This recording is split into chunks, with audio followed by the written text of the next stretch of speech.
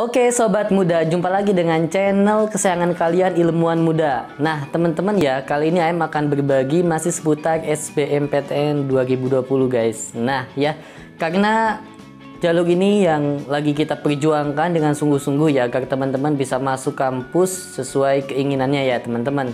Nah kali ini ya Aim akan berbagi ya tips dan strateginya gimana cara menaklukkan SBMPTN tahun 2020 ini teman-teman ya. Tapi jangan lupa tetap dukung channel kami ya, subscribe, like ya teman-teman ya, agar kita bisa memberi kebermanfaatan setiap hari kepada teman-teman semuanya, oke? Check it out.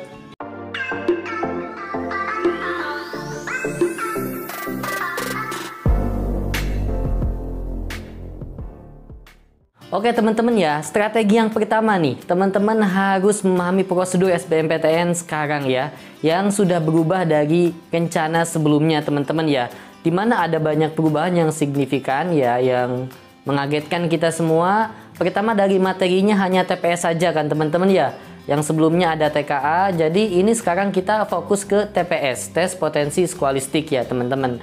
Terus jumlah tesnya ada 4 hari durasinya teman-teman ya, masing-masing hari ada 4 sesi, dan di sini teman-teman setiap harinya ikut ya, teman-teman ikut 1 kali tes di setiap harinya, jadi 4 hari itu teman-teman berurutan ikut ya. Terus ini sekarang prosedurnya ya nggak beda kayak wacana sebelumnya, dimana kalau sebelumnya itu kan kita tes dulu ya, tes UTBK dulu, terus hasilnya keluar dan kita bisa daftar SBMPTN, memilih jurusan disesuaikan dengan nilai kita. Jadi kita bisa merasionalisasi kan seberapa bagus nilai kita dan seberapa cocok dengan jurusan yang akan kita ambil teman-teman ya. Nah sekarang beda, sekarang itu daftar dulu ya SBMPTN bareng sama UTBK, terus tes, terus nanti pengumuman. Jadi kita nggak tahu berapa hasil nilai UTBK kita ya. Kita memilih jurusan dulu teman-teman ya. Nah ini ada strateginya teman-teman ya. Nah oke, itu ya. Yang pertama pahami prosedur ya yang sekarang. Tapi tetap teman-teman juga harus antisipasi ya. Takutnya ada perubahan lagi ya dengan kondisi saat ini Indonesia lagi terkena wabah ya teman-teman. Oke. Yang kedua ya teman-teman, tadi selain memahami betul ya prosedur SBMPTN saat ini, teman-teman juga harus sesuai belajarnya. Dalam artian teman-teman belajar harus sesuai dengan materi yang akan diujikan nanti, yaitu tes TPS saja teman-teman. Nah berarti teman-teman di sini harus fokus belajar TPS ya. Prioritas, maksudnya TPS itu jadi prioritas teman-teman, tapi teman-teman juga tetap belajar TKA ya, dengan presentasinya lebih sedikit ya daripada TPS teman-teman ya, karena nanti yang diujikan itu kan TPS saja teman-teman ya, tes potensi skolastik. Nah dengan peraturan terbaru sekarang, nah teman-teman harus menyiapkan maksimal di pelajaran TPS gitu. Tapi saran saya teman-teman jangan sampai tidak belajar TKA-nya dengan sesuai jurusan ya, atau sesuai tujuan kampus nantinya. Misalkan yang saintek ya, teman-teman tetap belajar saintek walaupun presentasinya lebih sedikit daripada TPS ya. Dan teman-teman juga harus belajar yang sosum juga ya, karena setelah saya pelajari ya teman-teman, peraturan SBMPTN sekarang ini sifatnya tentatif, artinya masih bisa berubah sesuai kondisi teman-teman ya. Nah tapi walaupun itu ya, karena peraturan sekarang TPS, teman-teman harus prioritas TPS ya. Dan ada untungnya juga teman-teman ya, ketika teman-teman masih belajar TKA ya. Nanti teman-teman ketika ujian mandiri kan memakai TKA ya, kemampuan teman-teman dalam pelajaran misalkan MIPA ya, atau IPS-nya. Itu kan dipakai nanti ya. Dan prediksi saya ya teman-teman, di soal TPS nanti agak berbeda daripada tahun sebelumnya ya. Kalau menurut saya bisa jadi yang TKA-nya mungkin yang dari saintek seperti biologi ya, fisika, kimia itu disisipkan gitu di soal TPS-nya teman-teman ya. Jadi ada untungnya teman-teman ketika belajar TKA-nya ya. Nah itu tips yang kedua teman-teman ya. Oke, sekarang tips yang ketiga ya teman-teman ya. Nah karena teman-teman ketika nanti milih jurusan belum tahu nilainya teman-teman ya, nilai UTBK-nya. Jadi di sini berarti teman-teman istilahnya memperkirakan ya, teman-teman atau kemampuan kalian itu cocoknya dengan jurusan apa, dengan kampus mana. Nah, berarti di sini teman-teman harus tahu dulu nih, harus paham betul passing grade dari setiap kampus, passing grade dari setiap jurusan ya, prodi di suatu kampus teman-teman ya. Karena nanti teman-teman ketika memilih jurusan itu akan menyesuaikan dengan kemampuan ya, dengan ikhtiar atau dengan usaha belajarnya teman-teman sudah sampai mana gitu kan, sudah sedalam apa nih belajar materi TPS ya ataupun TKA-nya ya teman-teman. Nah ya, ketika teman-teman mengenali berarti kan ya, mengenali passing grade dari setiap prodi jurusan, maka dari itu teman-teman itu nanti bisa memperkirakan jurusan mana yang mau diambil kan ya.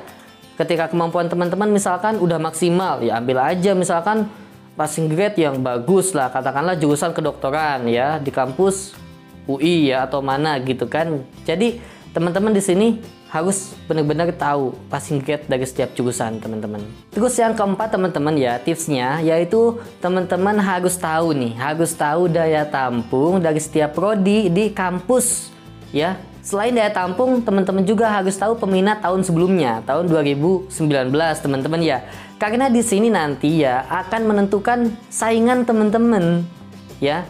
Saingannya banyak atau sedikit gitu kan. Terus jurusan ini ketat ataupun peluangnya bagus gitu kan, peluangnya banyak. Nah, teman-teman harus tahu di sini ya daya tampung yang tahun ini ya 2020 dan peminatnya dari tahun 2019.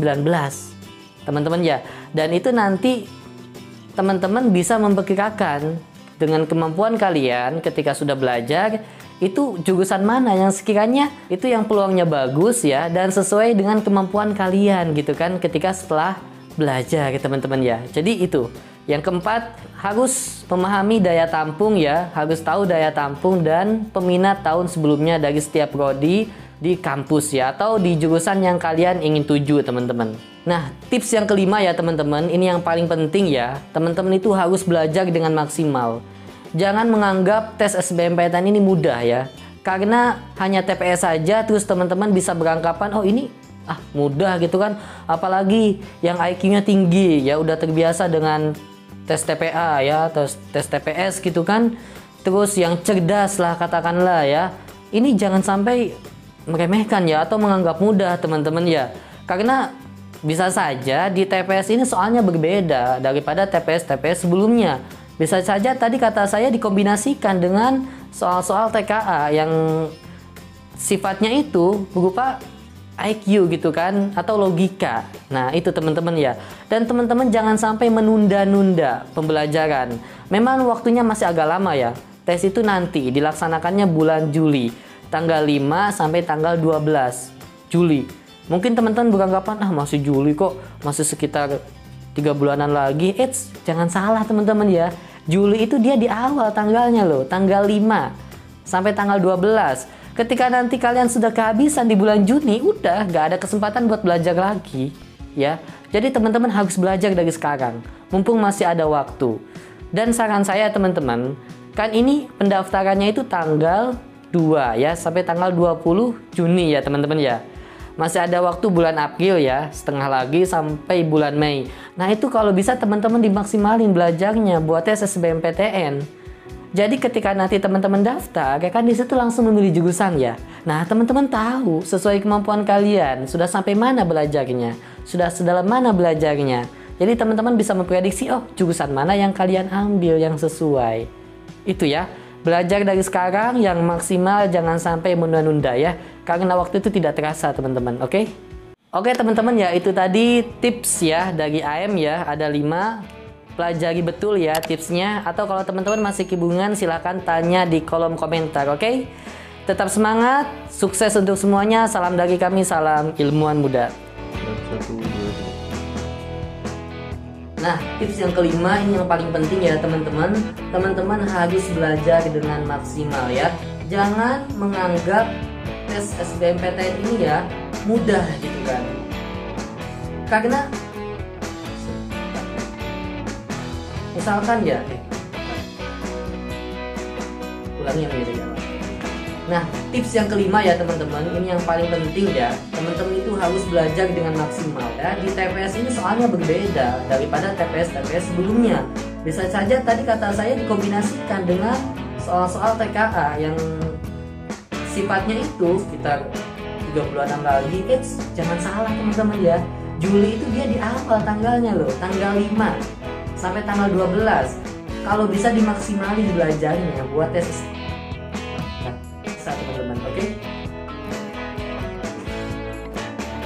jangan menganggap tes SBMPTN ini mudah ya, karena berupa IQ gitu kan, atau logika.